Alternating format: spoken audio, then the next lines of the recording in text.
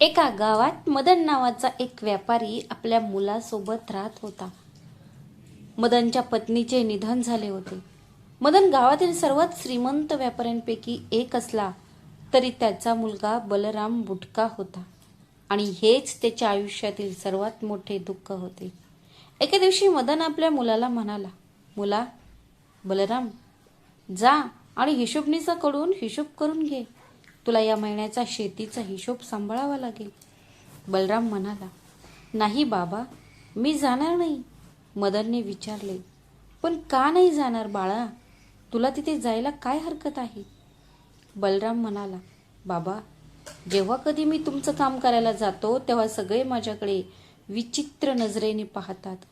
ते एकमेकांना खुणावतात, कुजबुजतात आणि माझ्यावर हसतात सुद्धा. तुमचे सगळे हिशोबनीस आणि कारकून माझी चेष्टा करतात, कारण मी बुटका आहे, त्यामुळे मला ते जमत नाही. मदन आपल्या मुलाला समजावण्याचा प्रयत्न करत होता. बाळा, हे असं किती काळ चालणार? एक दिवस तुला हे सगळं सांभाळावं लागेल. जर तू आता गोष्टी शिकला नाहीस तर माझ्या नंतर तू हे सगळं कसं सांभाळणार? बलराम म्हणाला, मला हे सगळं माहीत नाही बाबा, पण मी जगासमोर जाणार नाही. मी घरी ठीक आहे. बाहेर लोक माझी चेष्टा करतात बाबा. मी हे सगळं सहन करू शकत नाही. बलराम रागाने निघून जातो. आपला मुलगा इतका अस्वस्थ का झाला आहे मदनला चांगलेच समजले होते. मदन स्वतःशीच म्हणाला, मी माझ्या मुलाला समजावण्याचा प्रयत्न करू शकतो, पण मला माहीत आहे की गावकरी त्याला किती चिडवतात. जर एखाद्याला प्रत्येक लहान सहान गोष्टीवरून, विशेषतः त्याच्या शरीरावरून हिणवले जात असेल तर ती व्यक्ती बाहेर जायला घाबरेल. पण मी माझा मुलगा त्याला असंच सोडून जाऊ शकत नाही. मी आज इथे आहे पण उद्या नसेल. अशा परिस्थितीत मला माझ्या मुलासाठी काहीतरी करायलाच हवं. मदनलाही आपल्या मुलाची खूप काळजी वाटत होती. मदन हे सर्व विचार करत होता तेवढ्यात त्याचा जिवलग मित्र मनोहर तिथे येतो आणि मदनला म्हणतो, अरे दादा, काय विचार करतोयस? मदन म्हणतो, अरे मनोहर, ये ये, काही विशेष नाही. मी बलरामबद्दलच विचार करत होतो. मनोहर म्हणाला, ठीक आहे, मग मी अगदी योग्य वेळी आलो आहे. मदनने विचारले, तुमचं काय म्हणणं आहे? मला कळत नाहीये. मनोहर म्हणाला, मी बलरामच्या मुलासाठी एक स्थळ घेऊन आलो आहे. काय? पण हे कसं शक्य आहे मनोहर? आम्ही नेहमी लोकांना थेट विचारणा केली, पण बलरामच्या कमी उंचीमुळे सगळ्यांनी ते स्थळ नाकारलं. मग आता हे कोण आहे जो त्याच्या मुलीसाठी स्थळ घेऊन आला आहे? मनोहर म्हणाला, त्याची मुलगी नाही तर त्याची बहीण. मी एका माणसाला ओळखतो, त्याला आई वडील नाहीत, फक्त एक बहीण आहे. पण त्याची बायको त्याच्या बहिणीला रात्रंदिवस वाईट वागणूक देते. वैतागून तिला निदान सासरच्या घरी तरी शांततेत राहता यावं म्हणून तो तिचं लग्न लावून देऊ इच्छितो. तर गोष्ट अशी आहे, ती मुलगी खूप सुस्वभावी आहे, पण खूप समजूतदार आहे. हो, ती तुझ्या मुलासाठी, बलरामसाठी अगदी योग्य आहे. पण त्यांना बलरामच्या लग्नाबद्दल माहीत आहे का? हो हो, त्यांना सगळं माहीत आहे. या नात्याला त्यांची संमती आहे. तो गरीब माणूस आहे, त्याच्या बहिणीचं आयुष्यही सुधारेल. मग ठीक आहे, मी आज बलरामशी बोलून तुला कळवतो. काय बोलायचं आहे दादा? बघ, असे प्रस्ताव रोज रोज येत नाहीत. तू हो म्हणालास तर हे मी आजच निश्चित करून टाकेन. ठीक आहे मनोहर, तुला योग्य वाटेल तसं कर. तू सुद्धा बलरामला तुझ्या मुलासारखंच वागव. आणि तसंही मला बलरामसाठी जीवनसाथी शोधायची आहे. माझी तब्येत आता बरी नाही. मी जिवंत असेपर्यंत बलरामला एक चांगली पत्नी मिळाली पाहिजे, हीच माझी एकुलती एक इच्छा आहे. लवकरात लवकर तुम्ही बलरामचे लग्न लावा, जेणेकरून माझी चिंता कमी होईल. मनोहर म्हणाला, आता तू बलरामची चिंता करणे थांबव. मी बलरामचे लग्न लवकरच लावून देईन. ठीक आहे, मी आत्ता निघतो. असे म्हणून मनोहर निघून गेला. मदन झोपताना आपल्या मुलाशी लग्नाबद्दल बोलला हे ऐकून बलरामला विशेष आनंद झाला नाही. मदन विचारतो, काय झालं बाळा? तू आनंदी दिसत नाहीयेस. बलराम उत्तरला, माहीत नाही बाबा, काहीतरी ठीक वाटत नाहीये. मदनने विचारले, काय झालं? काय ठीक वाटत नाहीये? बलराम म्हणाला, बाबा, माझ्यासारख्या बुटकेशी एखादी मुलगी स्वतःच्या इच्छेने लग्न का करेल? या मुलीवरही लग्नासाठी दबाव टाकला जातोय, म्हणूनच ती माझ्याशी लग्न करते. कदाचित तिला मी आवडत नसेन, तिला ते कधीच आवडणार नाही. केवळ नाइलाजाने माझ्यासोबतच राहील. मदन म्हणाला, बाळा, तुला असं का वाटतं? तुझ्या बायकोला तू नक्कीच आवडशील. मला समजते की समाजाच्या दृष्टिकोनामुळे तू खूप नकारात्मक झाला आहेस, पण विश्वास ठेव, तुझ्या लग्नानंतर सर्व काही ठीक होईल. हो बाबा, बलराम म्हणाला, मलाही तशीच आशा आहे. बलराम आणि त्याच्या वडिलांना त्यांच्या भावी सुनेकडून खूप अपेक्षा होत्या. मग काही दिवसांनंतर बलराम सुलोचना नावाच्या एका मुलीशी लग्न करतो, जी सुंदर, सुसंस्कृत आणि सद्गुणी आहे. पण बलराम तिच्याशी बोलायला खूप कचरत होता. एके दिवशी मदन सुलोचनाला म्हणाला, बघ मुली, तू माझी सून नाहीस. तू या घरात माझ्या मुलीसारखी आहे राहतेस. आजपासून बलरामची सगळी जबाबदारी तुझी आहे. सुलोचनाने विचारले, बाबा, तुम्ही असे का म्हणत आहात? मुली, बलराम खूप निरागस आहे. त्याच्या खुजेपणामुळे सगळे नेहमी त्याची चेष्टा करायचे. त्यामुळेच त्याला जगाबद्दल फारसं काही कळलं नाही. आता तू त्याच्या आयुष्यात आहेस, याचाच मला हायसं वाटलं. तू खूप हुशार आहेस, आता तू त्याची चांगली काळजी घे. सुलोचना म्हणाली, बाबा, अजिबात काळजी करू नका. मी त्याची खूप चांगली काळजी घेईन. पण बाबा, ते माझ्याशी फारसे बोलत नाहीत. तुम्ही त्यांना माझ्याशी बोलायला पटवून द्यायला हवं. मदन म्हणाला, ठीक आहे मुली, मी त्याला समजावून सांगेन. बलराम त्याच्या आईच्या खूप जवळ होता. आईच्या निधनानंतर त्याच्या मनात काय चालले आहे हे कोणालाच कधी कळले नाही. कदाचित त्याला स्वतःलाही नाही. तो सगळं स्वतःपुरतं ठेवतो. ठीक आहे बाबा, मी आता इथे आहे. मी यावरही उपाय शोधेन. तर सांगा, बलरामजींना खायला सर्वात जास्त काय आवडतं? त्यांना हलवा आणि पुरी खूप आवडते. पण मुली, तू हे का विचारत आहेस? बाबा, कारण आता मी त्यांच्या सोबतच्या आपल्या नात्याची सुरुवात गोड हलवा आणि पुरीने करणार आहे. सुलोचनाचे शब्द ऐकून मदनला खूप आनंद झाला. मदनला आता एका गोष्टीची खात्री पटली होती. त्याला सुनेच्या रूपात एक मुलगी मिळाली आहे आणि ती त्याच्या मुलाची काळजी घेईल. दुसऱ्याच दिवशी सुलोचना बलरामसाठी हलवा पुरी बनवते आणि ती त्याच्याकडे घेऊन जाते. अहो, हे घ्या, मी तुमच्यासाठी हलवा पुरी बनवली आहे. हलवा पुरी हे नाव ऐकून बलरामला खूप आनंद होतो आणि तो म्हणतो, कोणती हलवा पुरी? वा, खूप खूप धन्यवाद सुलोचना. सुलोचना म्हणते, मी तुमची पत्नी आहे, मग तुम्ही माझे आभार का मानत आहेस? तुमची सेवा करणे हे माझे कर्तव्य आहे. बलराम म्हणाला, असो, तुला कसं कळलं की मला हलवा पुरी आवडते? हो, बाबांनी सांगितलं असेल. सुलोचना म्हणाली, हो, तसं तू माझे आभार मानलेस याचा मला आनंद झाला. आता तू माझ्यासाठी नेहमीच काहीतरी करेल. तर तू प्रत्येक गोष्टीसाठी माझे आभार मानशील का? बलरामने विचारले. खरं तर सुलोचना, हे तुला कसं सांगावं हेच मला कळत नाहीये. मी याआधी कधीच कोणाशी मनमोकळेपणाने बोललो नाही. माझ्या लहान उंचीमुळे कोणी माझा मित्र होऊ शकला नाही. माझे वडील खूप प्रसिद्ध आहेत, तरीही लोक फक्त त्यांचाच आदर करायचे. मला नेहमीच उपहास आणि अपमान सहन करावा लागला आहे आणि म्हणूनच तू माझ्याशी इतक्या आदराने आणि प्रेमाने बोलत आहेस. हे माझ्या मनाला खूप भिडतंय. मी फक्त त्यांचा आदर करत होते. मला नेहमीच उपहास आणि अपमान सहन करावा लागला. अशा परिस्थितीत तुम्ही माझ्याशी इतक्या आदराने आणि प्रेमाने बोलता, हे मला विचित्र वाटते. सुलोचना म्हणाली, काय? तुम्हाला याचा त्रास होतोय का? बघ, तुमची उंची कमी आहे, याचा तुमच्या व्यक्तिमत्वाशी किंवा बुद्धीशी काहीही संबंध नाही. सुलोचनाचे शब्द ऐकून बलरामच्या डोळ्यात पाणी आले. सुलोचना, मला खूप आनंद झाला आहे की तू माझी पत्नी म्हणून मला मिळाली आहेस. कदाचित आता माझ्या आयुष्याला एक नवी सुरुवात मिळेल. आईच्या निधनानंतर मला खूप एकटे वाटत होते.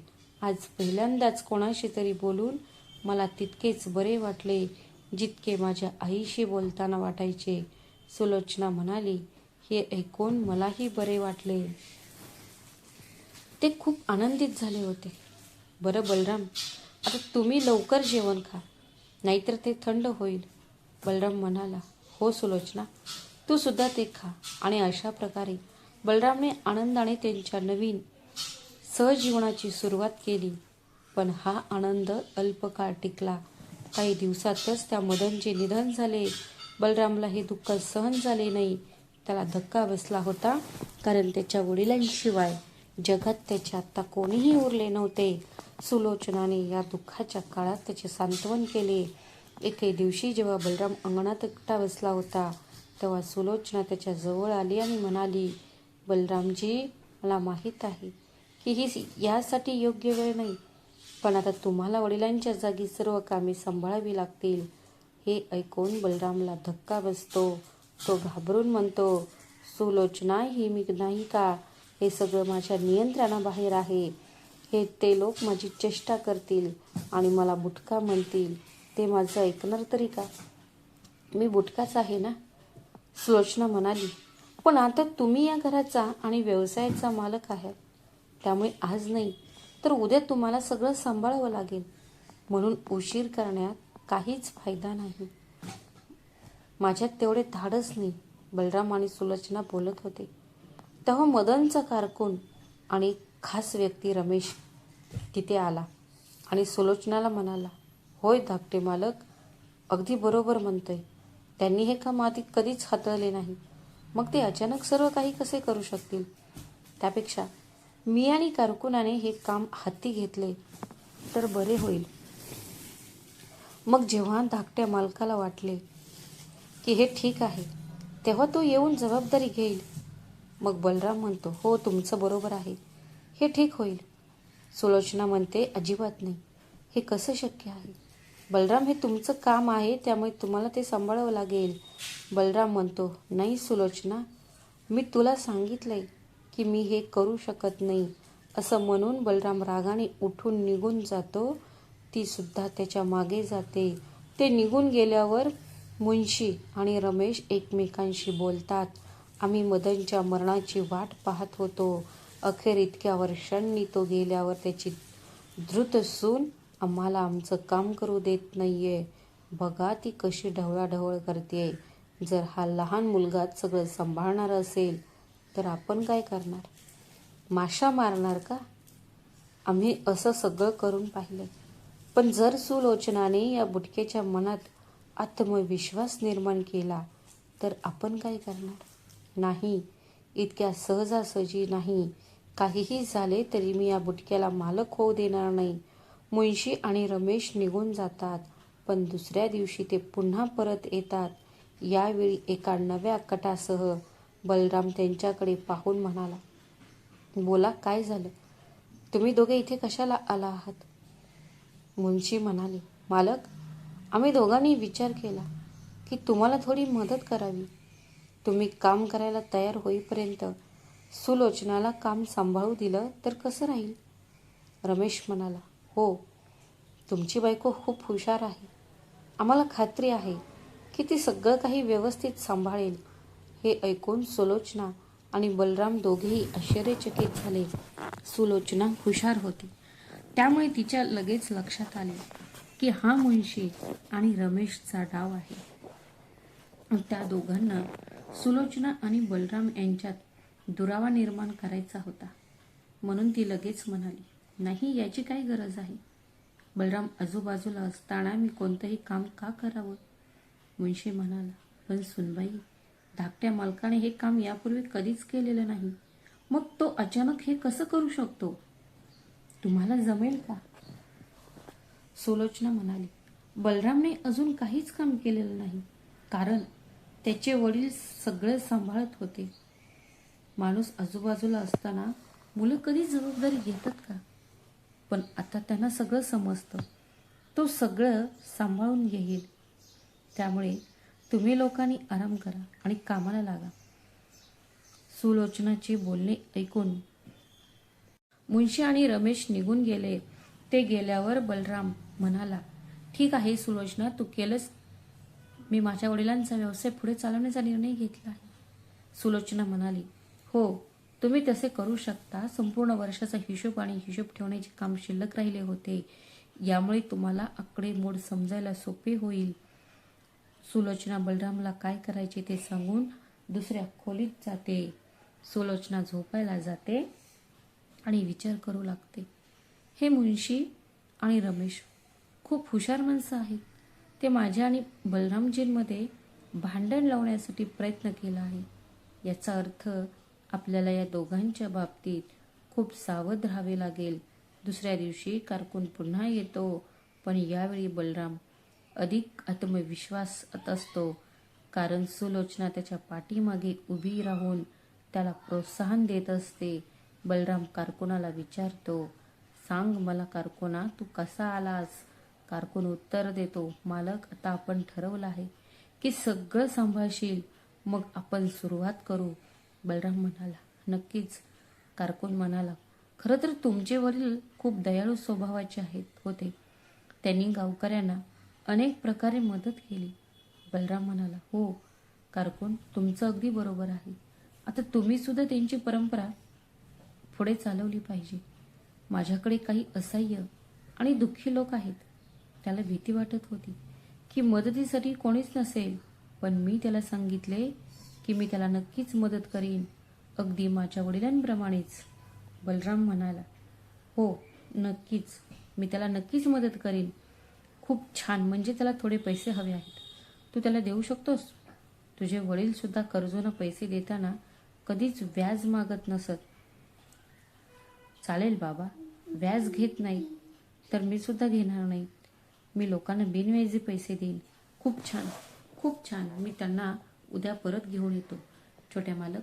पण बलराम काही बोलण्याआधीच सुलोचना तिथे येते आणि सगळं काही ऐकून घेते. ती कारकुनाला मध्येच थांबवून म्हणते, मुंशीजी, तुम्ही काय म्हणत आहात? व्याजाशिवाय पैसे उधार दिले जातात हे मी कधीच ऐकले नाही. सुलोचनाचे शब्द ऐकून मुंशी अडखळला आणि म्हणाला, हो हो, मला कळत नाहीये, पण मोठे मालक मला ते द्यायचे. त्यांचं मन खूप मोठं होतं, म्हणून त्यांच्या उदारतेचं प्रदर्शन म्हणून ते व्याजाशिवाय पैसे द्यायचे. सुलोचना पुन्हा म्हणाली, पण मुंशी, असं करणं बरोबर नाही. मुंशी पुन्हा सुलोचना आणि बलराम यांच्यात मतभेद निर्माण करण्याचा प्रयत्न करतो. ठीक आहे, तर तुम्ही म्हणालात तसं मी सगळ्यांना नकार देईन आणि सांगेन की पैसे फक्त व्याजानेच दिले जातील. असे म्हणून मुंशी जायला निघतो, पण बलराम त्याला थांबवतो. नाही मुंशी, कृपया थांबा. आपले वडील जसे करायचे तसेच आपण पैसे व्याजाशिवाय आपण तसेच करू. बलरामचे शब्द ऐकून मुंशीला आतून आनंद होतो. धाकटे मालक, तो म्हणाला, पण सुनबाई म्हणत होती, मी तुम्हाला सांगितले होते, आता तुम्ही निघून जा आणि उद्या संध्याकाळी सर्वांना परत घेऊन या. मुंशीचा हेतू पूर्ण झाला आणि तो आनंदाने निघून गेला. पण सुलोचनाला सर्व पटत नव्हते, म्हणून ती बलरामला म्हणाली, बलरामजी, तुमचा आजचा निर्णय मला आवडला. सुलोचना, आता तू माझ्यावर सगळ्यांपेक्षा जास्त विश्वास दाखवला आहेस, तर मग तू माझ्या निर्णयावर आत्ताच शंका का घेत आहेस? सुलोचना म्हणाली, तसं नाहीये बलराम, पण माझं मन या निर्णयाला साथ देत नाहीये. बलराम म्हणाला, ठीक आहे सुलोचना, जर तुला नाही वाटत तर मी मुंशीजींना समजावून सांगेन. आता तुझा माझ्यावर विश्वास नाहीये तर मी पण ठेवू नये. असं म्हणून बलराम गप्प होतो. सुलोचनाच्या लक्षात येतं की बलराम भोळा आहे आणि त्याला त्या कारकुनाच्या हेतूंबद्दल पटवून देण्याचा प्रयत्न करण्यात काही अर्थ नाही. म्हणून ती म्हणते, ठीक आहे, त्याला पैसे द्यायला नकार देऊ नकोस. एक काम कर, त्याला उद्या सकाळी लवकर इथे बोलवून घे, मग त्यांना पैसे द्या. हे ऐकून बलराम आनंद होतो आणि तो म्हणतो, ठीक आहे, मी सकाळी कारकुनाला फोन करतो. दुसऱ्या दिवशी कारकून सर्वांना सोबत घेऊन येतो आणि बलरामला म्हणतो, स्वामी, हे सर्व गरजू लोक आहेत, कृपया त्यांना पैसे द्या. हो नक्कीच. पैसे घ्यायला आलेल्या माणसांपैकी एक जण म्हणाला, साहेब, तुम्ही खूप दयाळू आहात. या कठीण काळात तुम्ही आमच्यावर मोठी दया दाखवली आहे. संपूर्ण गावात कोणीही व्याजाशिवाय पैसे देत नाही, पण तुम्ही, हे पाहून तुम्ही आमच्यासाठी खूप मोठे झाला आहात. त्या माणसाचे शब्द ऐकून सुलोचना म्हणाली, हो, हे खरंच खूप चांगलं आहे, पण आधी तुम्हाला कर्जाची गरज आहे का हे सांगा, आम्हाला कळवा. तो माणूस म्हणाला, खरं तर माझी पत्नी खूप आजारी आहे. तिच्या उपचारासाठी मला खूप पैशांची गरज आहे आणि मला इतर कुठूनही त्याची सोय करता आलेली नाही. म्हणूनच मी तुमच्याकडून पैसे उधार घ्यायला आलो आहे. हो, सुलोचना इतरांना म्हणाली, ठीक आहे, आणि तुमची अडचण काय आहे? कृपया मला सविस्तर सांगा. मला माझ्या मुलीचं लग्न करायचं आहे. तिचं वय खूप वाढत चाललं आहे. मला वाटतं की माझ्या मुलीचं लग्न जेवढं लवकर होईल तेवढंच चांगलं. दुसरा एक माणूस म्हणाला, मला शेतीसाठी बियाणे आणि कीटकनाशके विकत घ्यायची आहेत. माझी शेती गेल्या 2 वर्षांपासून पडीक आहे. पैशा अभावी आम्ही काहीही करू शकत नाही. तुम्ही मला पैसे दिले तर मी तुमचा खूप आभारी राहील आणि पीक पूर्ण झाल्यावर मी ते लगेच परत करेन. तुम्हा सर्वांचे ऐकून हे स्पष्ट होते की तुमच्या गरजा खूप मोठ्या आहेत. सुलोचना म्हणे, ठीक आहे, आम्ही तुम्हाला सर्व पैसे व्याजाशिवाय देऊ, पण त्या बदल्यात तुम्हाला काहीतरी गहाण ठेवावे लागेल. कारकून बलराम आणि तिथे उभे असलेले सर्वजण थक्क झाले आहेत. बलराम सुलोचनाला विचारतो, सुलोचना, तू काय म्हणत आहेस? पण हे लोक काय गहाण ठेवणार? कारकून पुढे म्हणाला, लहान सुनबाई, ते सर्व असह्य आहेत, म्हणूनच ते तुमची मदत मागायला इथे आले आहेत. सुलोचना म्हणाली, हो, तुमचं अगदी बरोबर आहे, आणि म्हणूनच आम्ही त्यांना मदत करायला तयार आहोत, आणि तेही व्याजाशिवाय. आता त्यांना आपल्यावर विश्वास ठेवावाच लागेल. जसे ते आपले पैसे परत करतील तसे आपण त्यांच्या गहाण ठेवलेल्या वस्तू परत करू. बलराम म्हणाला, सुलोचना, हे लोक खूप गरीब आहेत, ते काय गहाण ठेवतील? सुलोचना म्हणाली, अखेर ते सर्व आपापल्या गावातच राहतात, बरोबर? त्यामुळे ते आपली घरे गहाण ठेवू शकतात. सुलोचनाचे शब्द ऐकून सर्वांना आश्चर्य वाटले. कोणतं घर? पण आम्ही तुम्हाला घर कसं देऊ शकतो? सुलोचना म्हणाली, अहो दादा, आम्ही तुमच्यावर विश्वास ठेवतो आणि तुम्हाला एवढे पैसे देतो, पण तुमचा आमच्यावर विश्वास नाही. तुमचं घर आमच्याकडे अगदी सुरक्षित राहील. अरे नाही, आम्ही आमचं घर गहाण ठेवू शकत नाही. ठीक आहे, आम्हाला तुमचे पैसे नकोत, आम्ही निघतोय. कारकून त्यांना थांबवण्याचा प्रयत्न करतो. अरे थांबा, कुठे चाललात? ते म्हणाले, नाही मुंशीजी, तुम्ही आत्ताच म्हणालात की आम्हाला उधारीवर पैसे मिळतील, पण त्या बदल्यात आम्हाला आमचं घर द्यावं लागेल, असं काही बोलणं झालं नव्हतं. हो, ते म्हणाले, आणि आम्हाला पैशांची इतकी गरज नाही. का? मुंशीजी, तुम्ही स्वतःच म्हणालात की तुम्ही आम्हाला व्याजाशिवाय पैसे द्याल. त्या बदल्यात तुम्हाला आम्हाला काही पैसे द्यावे लागतील. आमची काही हरकत नव्हती, पण आम्हाला आमचं घर गहाण ठेवायचं नाही. हे ऐकून सुलोचना आणि बलराम यांना धक्का बसला. बलराम रागाने म्हणाला, मी हे काय ऐकतोय मुंशीजी? हे खरं आहे का? मुंशी थरथरत्या आवाजात बलरामला म्हणाले, हो, नाही, ते सगळे खोटं बोलत आहेत. बलराम म्हणाला, तुम्ही सगळे निघून जा आणि मुंशीजी, तुम्हाला उद्या कामावर यायची गरज नाही. बलरामचे शब्द ऐकून मुंशीचा चेहरा उतरतो, पण आपली चूक होत आहे हे माहीत असल्याने तो काहीही न बोलता शांतपणे निघून जातो. तो निघून गेल्यावर बलराम सुलोचनाला म्हणतो, सुलोचना, मुंशीजींनी असं केलं यावर माझा विश्वासच बसत नाही. ते इतकी वर्ष आमच्यासोबत काम करत होते आणि त्यांनी असा विश्वासघात केला का हे मला कळत नाही. मला आश्चर्य वाटते की त्याने अजून किती वेळा आमचा विश्वासघात केला असेल. सुलोचना म्हणाली, बलरामजी थांबा, इतका विचार करू नका आणि काळजी करणे थांबवा. जे व्हायचे होते ते होऊन गेले आहे. आता आपल्याला काळजी करण्याची गरज नाही. आपण फक्त एका विश्वासू व्यक्तीलाच कामावर ठेवू. ठीक आहे सुलोचना, पण त्या लेखकाचे हेतू वाईट होते हे तुम्हाला कसे कळले? काय चुकले आणि घर घाण ठेवण्याचा उद्देश काय होता? सुलोचना म्हणाली.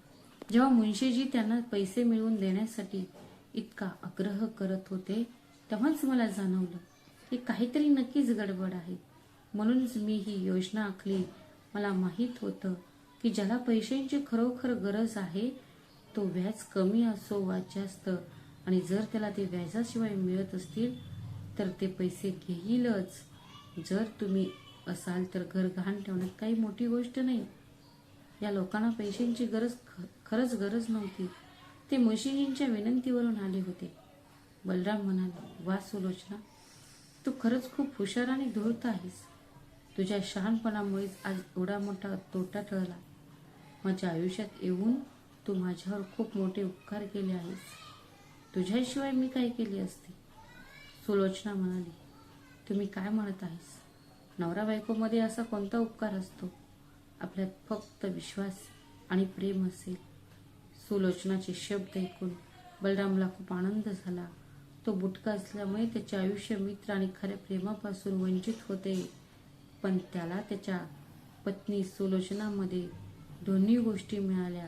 त्यांचा संसार सुखाचा झाला.